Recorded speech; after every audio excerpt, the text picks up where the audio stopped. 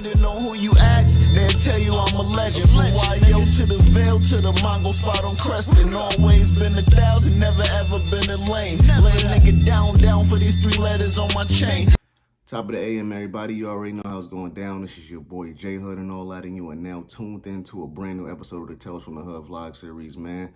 You know how I give it up by now. Go stream or download my brand new project entitled S.E.L.F. And while you at it, man, please grab the Pesci trilogy also. 1 through 3.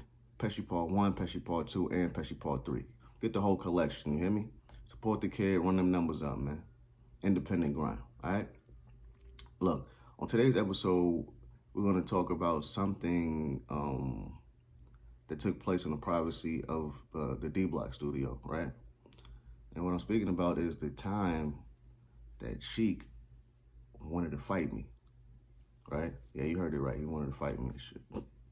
You know, I could laugh about it now, and I'm pretty sure he could laugh about it too, but at the time, it wasn't really funny, right?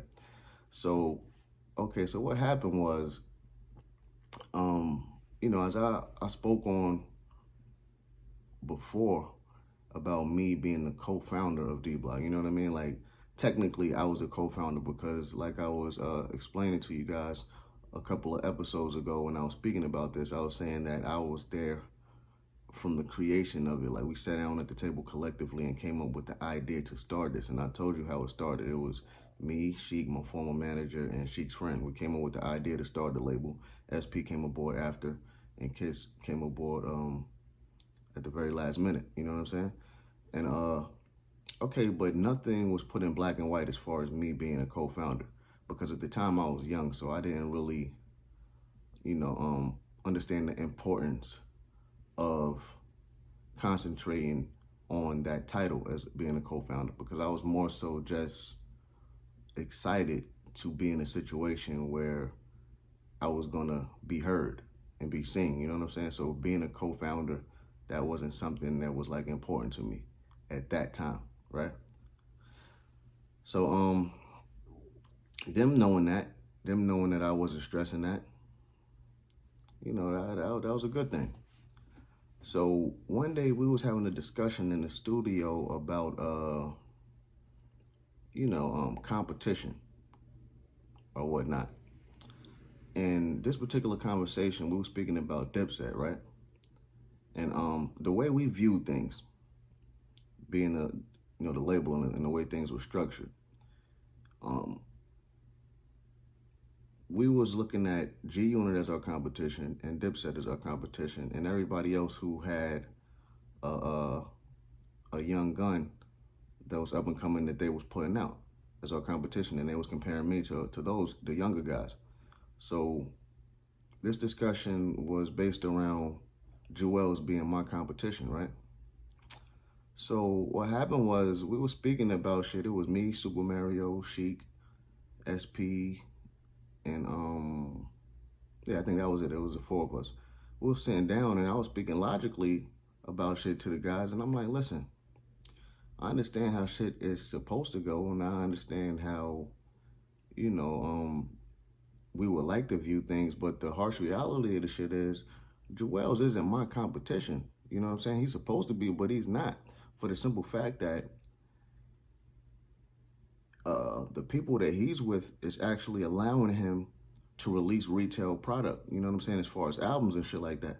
I said, I haven't even got to release no album yet, so he's not my competition. How you guys expect me to compete with guys that's dropping albums and I haven't even dropped the album yet? You know what I'm saying? I'm like, this mixtape shit is cool. I could hold my own on the mixtapes, but I can't like fairly compete with niggas that's dropping actual albums and I'm only dropping mixtapes. You know what I'm saying? And I said, on top of that, this guy isn't just an artist over there. He has the actual title, which is a vice president.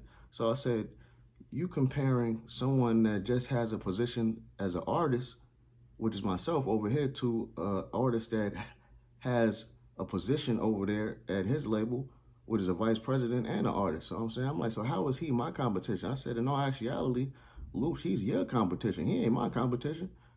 And Luch wasn't really feeling that. You know what I'm saying? He was like, man, those titles don't mean nothing. Like, you know what I mean? I'm like, come on, man, you both know they do mean something, because when it's time for those checks to get cut, whoever has a title on that label, their percentage in that check is going to be more than the artist check would be. You know what I'm saying? I'm like, come on, we all know that, man. You don't got to be a rocket scientist to know that. You know what I'm saying? Like, me, an artist versus a vice president of a company, the pay isn't even going to be nowhere near the same. You know what I'm saying? So how is he my competition? I say, you're the one of the presidents of this company. So like I said, he's your competition in all actuality.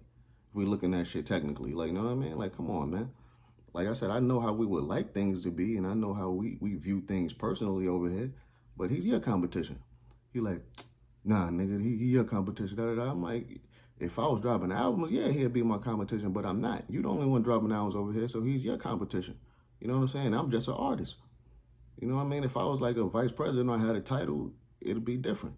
Man, you think them titles mean something, da da da da da, them shits don't mean shit. Da, da, da. I'm like, listen, man, I'm not even gonna argue about that shit. He was like, cause you can. I'm like, and I just, you know, if you know Luch, you know him. You know what I mean? You know, he's kind of like, you know, whatever he has his mind on and the way he is, he's kind of like stubborn sometimes. So I'm like, man, all right, man, whatever, man. You know what I mean?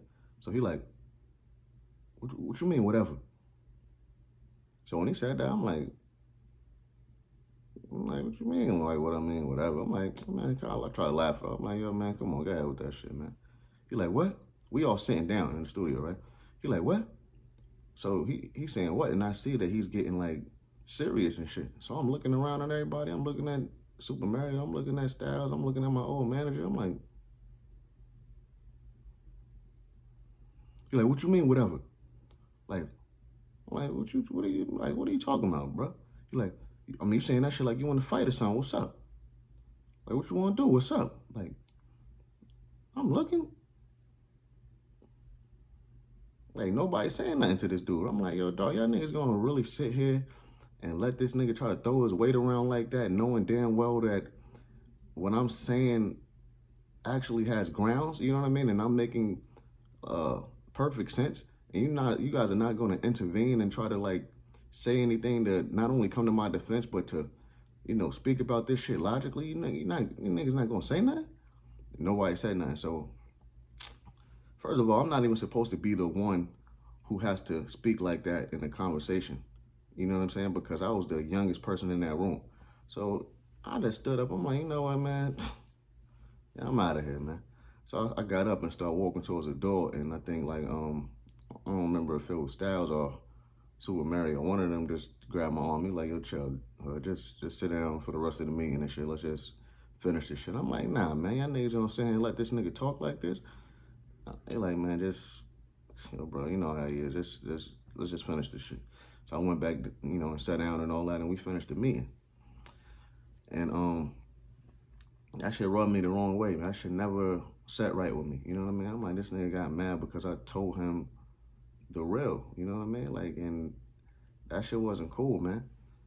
And on several occasions after that, you know, because it was different things that was transpiring. Like shit had happened, and I wouldn't go to the studio probably for like a week or 2 weeks at a time and all that type of shit whenever we went through shit. But I would always end up coming back, right? And when I ended up coming back, because I was always the one that's like, you know what, man, my nigga, let's work this shit out and let's get shit done, man. And Luch out his own mouth told me one time, he like, man, I ain't gonna lie, I commend you because, you know, you never lost the vision. Like, anytime something don't go the way it's supposed to go, you always coming back saying like, yo, my nigga, let's just fix this shit. Let's figure it out. You know what I mean? And he was like, I salute you on that, man. I'm not gonna lie. I'm like, nah, it's all good, my nigga, because it's love. Y'all niggas my big bros and shit, and we created something special. So, man, let's just figure this shit out. And that was my mindset every time something went wrong. I always tried to come back and, you know, fix shit until it got to a point where it was unfixable. You know what I'm saying? So, that's that. And that's that story. Like always, I just wanted to share that with you guys. Right now, it's like, this is water under the bridge. It's shit that happened a long time ago, obviously. And like I said, we can laugh at this shit now because I'm way older and he's older, and it's just some shit that happened. We all, you know, we live and we learn. But until next time, hope everybody's gonna have an amazing day, and see you on the next episode. Tales from the Hood.